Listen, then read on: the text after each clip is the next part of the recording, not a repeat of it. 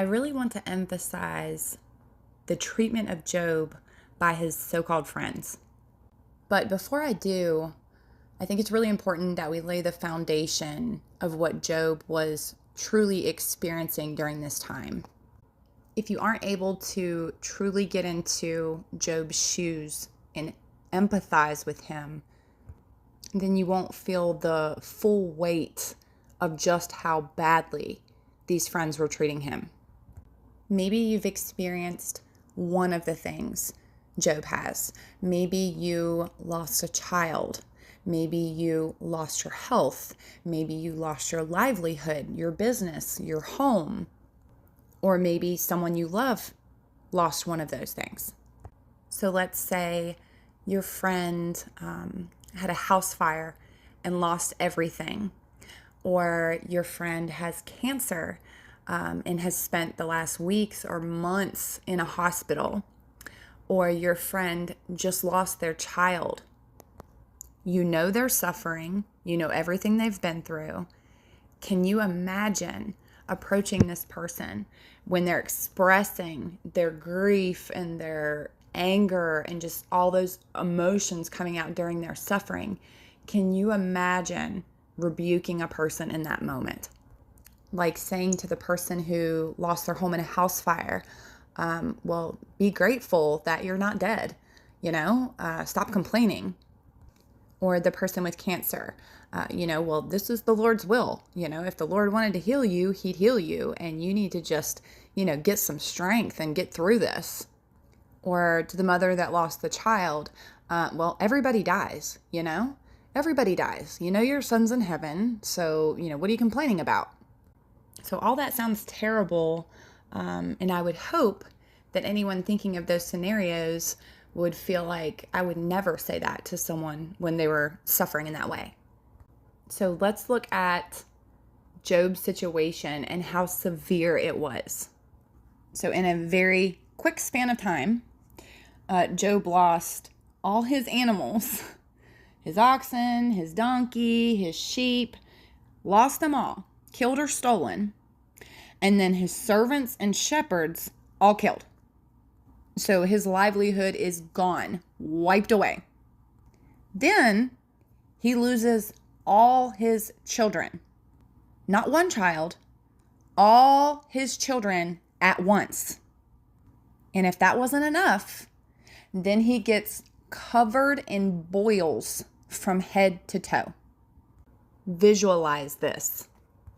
Visualize your own life, your children, your job or your business, and your health, and being covered from head to toe in boils. Visualize all this for yourself. Imagine what it would feel like. Try to imagine. This foundation is so important because this isn't just a discourse and an argument amongst friends about theology or doctrine. It's not just a conversation where, his friends were wrong and Job was right. He was in the type of extreme suffering most of us will never experience in our lifetime. And his friends thought it was the perfect time to rebuke him and debate about theology. And this would be a good place to talk about my inspiration for this series. So somehow a couple days ago, I came across a Reddit post about suffering as a Christian. And in this post, there was a man who was describing his suffering and everything that he'd been through in the last several years. It was heartbreaking to read, and it was very obvious that this man was in anguish. Like, it was palpable. And he was throwing around all his questions about God, his anger at God. It sounded like a little mini version of the C.S. Lewis book, A Grief Observed. So the whole story, it was a long post. The whole story was gut-wrenching. And you could feel this man's anguish. And at the very end, he was expressing his anger and questions at God. And he threw a couple F-bombs in there. Now, because I've experienced what this man has. Like, I can feel his pain in his words. Even just seeing the F-bombs, I felt just overwhelming compassion. Like, I know what it feels like to be that angry, to be in that much anguish. How many people do you think read that entire post? And even if they were feeling compassion and, just the anguish that this man was going through, but as soon as they came to the end of the post and saw those F-bombs thrown in there, were immediately like, gasp!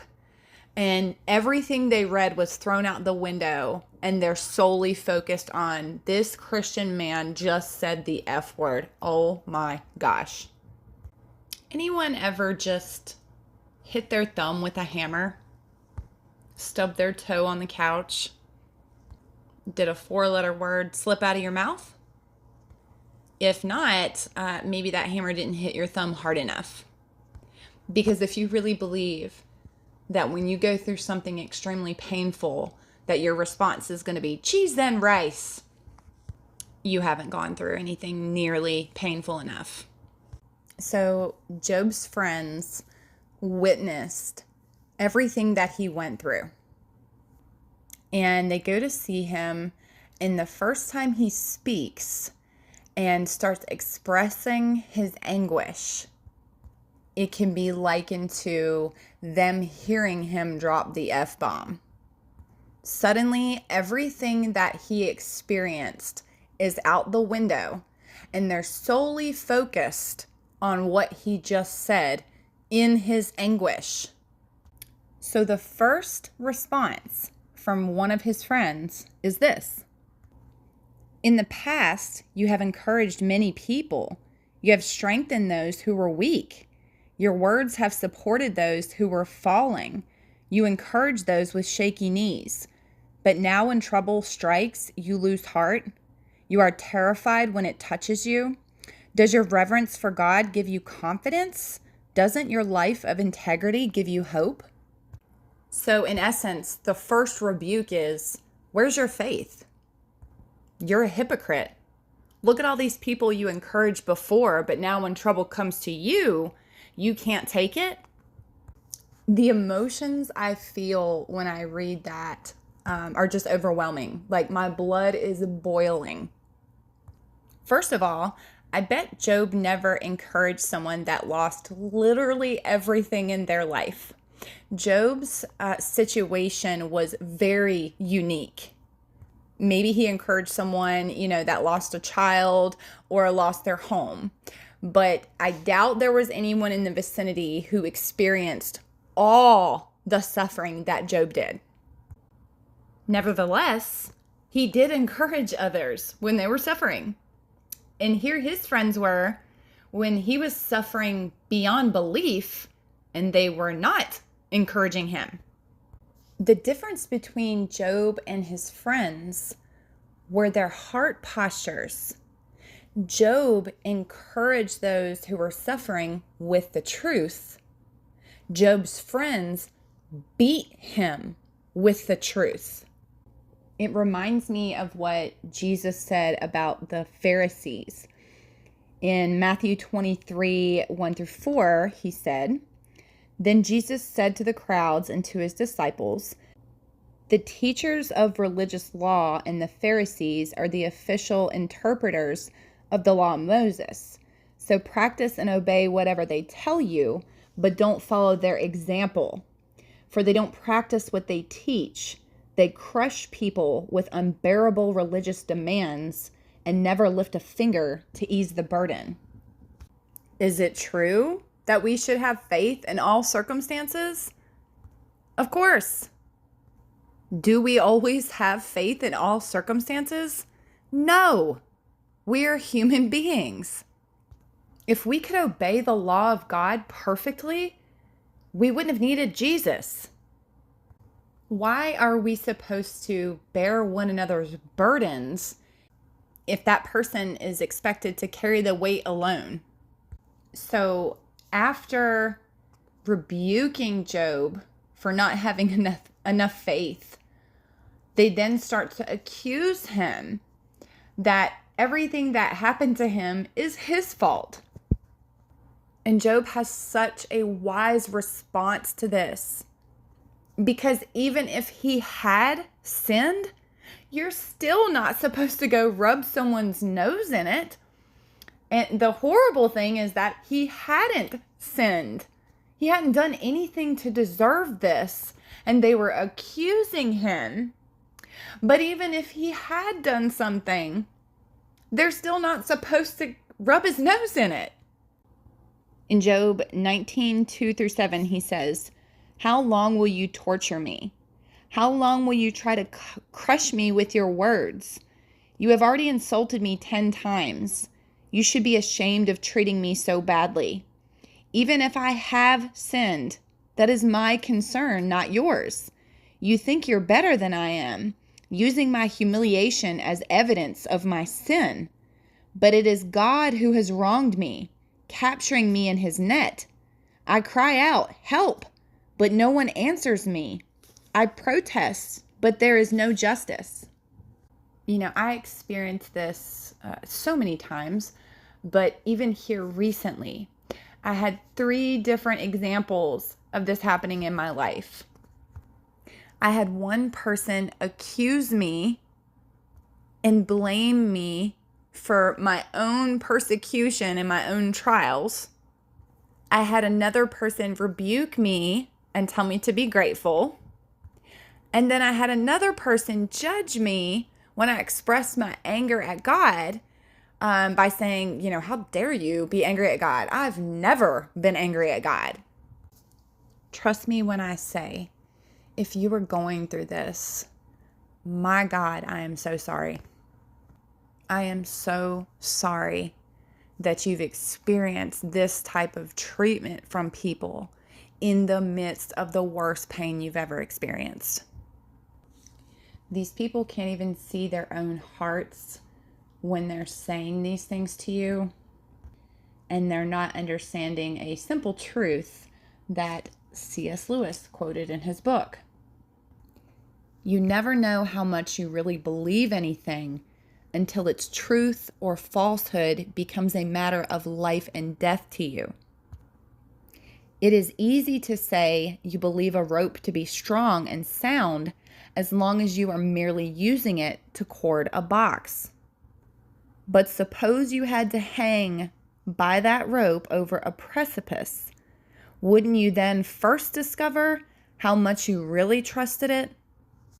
In other words, don't be so confident in your faith and your ability that you make stupid statements like, God could do XYZ to me and I would never XYZ. That is surely a direct challenge to God. It's incredibly prideful, and you don't have a clue how you would react. You only know how you would react when that thing happens. When you have this much confidence in yourself, you set yourself up to be humbled. Peter said, "I'd never deny you, Lord. I'd die for you." Humbled. God does not play favorites in this way. He is fair. He is just. Do not shoot your mouth off, because those of us who have actually suffered in this manner don't want you to suffer the same.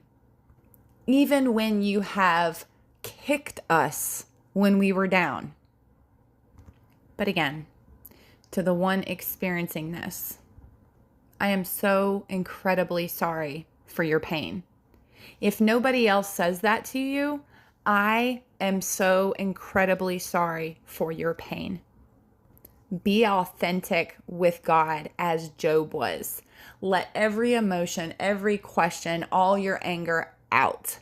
He already knows anyway what you're thinking. Don't hide it. Express it. Let it all out.